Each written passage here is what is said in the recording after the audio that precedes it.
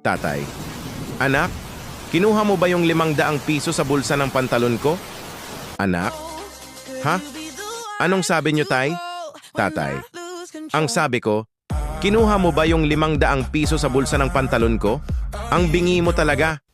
Anak, hindi ko talaga marinig eh. Tay, baka po masyadong maingay dito. Magpalit kaya tayo ng pwesto? Tatay? O siya, sige. Nagpalit sila ng pwesto? Anak. Tay, saan kayo nagpunta ng babaeng kasama nyo kahapon? Tatay, ha? Anong sabi mo? Anak, ang sabi ko, saan kayo nagpunta ng babaeng kasama nyo kahapon?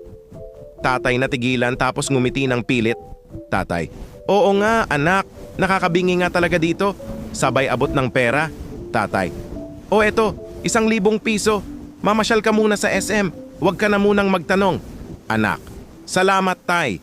Next time po ako na lang lagi sa pwesto nyo. Like, follow and subscribe.